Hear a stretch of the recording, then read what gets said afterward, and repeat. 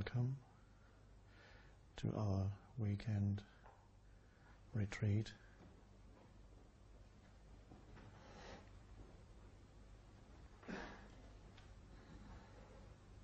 At this beautiful sacred place.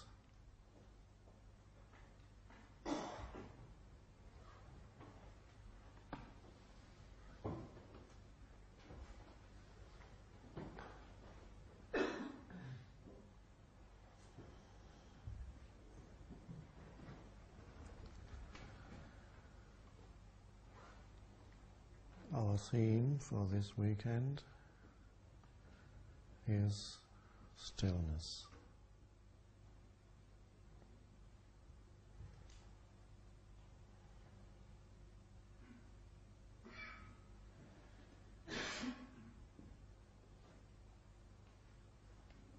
Which is inseparable from who you are in the depth of your being.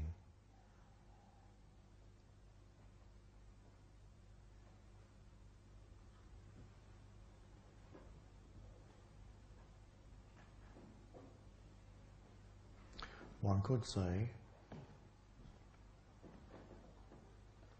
everybody is still already. The stillness is already there. It does not need to be found even. Certainly it does not need to be created.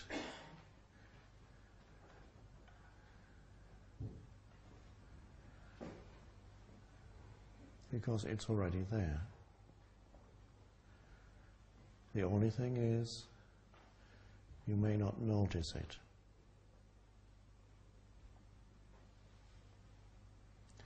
If there's a lot of mental noise, then you just don't notice it, that it's there. And also you don't notice a dimension within yourself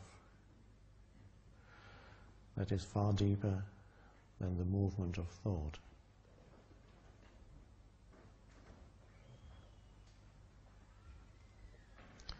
And your whole identity is then bound up with the movement of thought.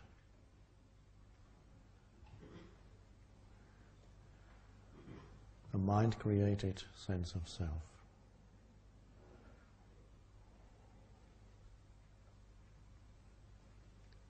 A personal history and no more.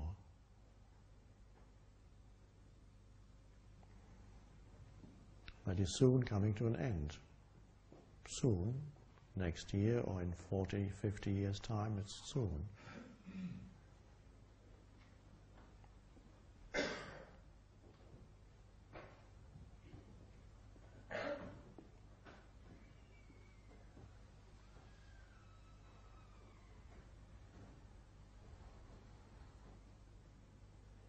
So who you are and stillness are one and the same.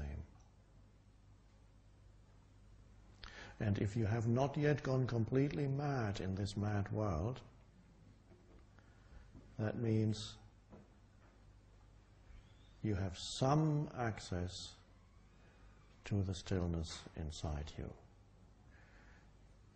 You may not remember it afterwards because it's not memorable, since stillness is timeless and the mind cannot memorize it or think, oh, that was interesting, I'll remember that, because stillness is not interesting. Interesting is a mental thing.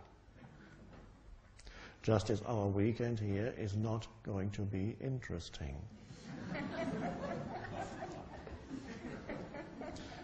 You may have noticed that already.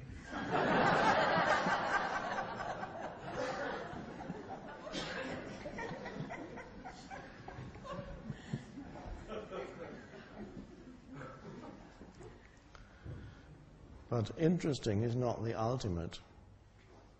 It's only the ultimate to the human mind. You can go out here and look at a tree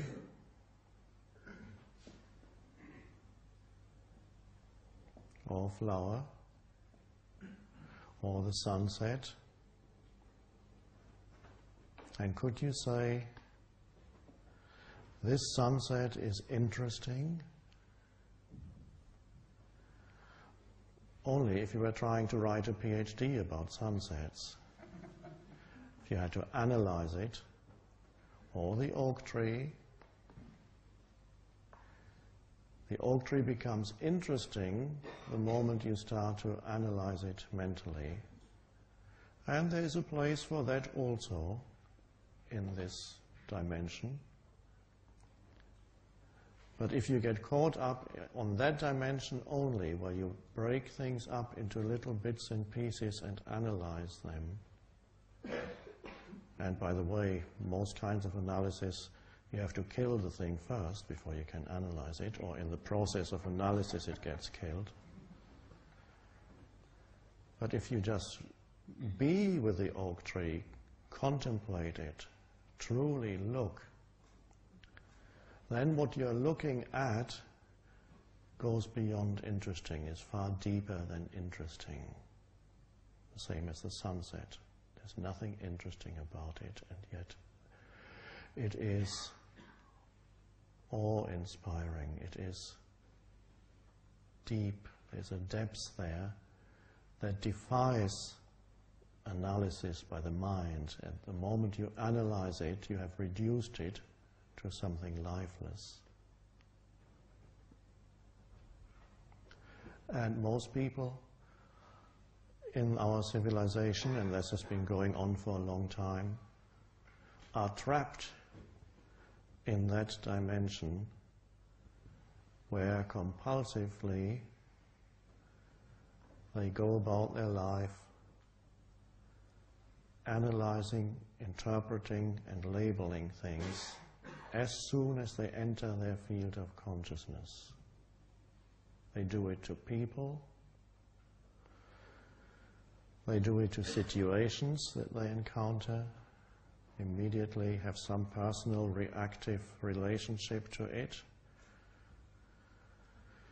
They do it to nature, and they can no longer perceive the sacredness that is there in nature, because they approach it only through thinking. And that is a dreadful prison that you then end up in, the prison of your own mind. And then you approach your whole life only through that. And your whole life becomes reduced to a conceptual reality in the head, consisting of thoughts that you have about things, viewpoints, opinions, and even so-called knowledge. Knowledge is thought, a label, and gives the illusion that you know. And all it is, it's a thought that you have put on something. And then it loses its depth and aliveness. And you begin to relate to reality through the veil of thinking. And you relate to yourself through the veil of thinking, because you yourself become a conceptual, thought-based entity, an egoic self, a me, with its unfulfilled personal history, its desires and fears and frustrations and its hopes that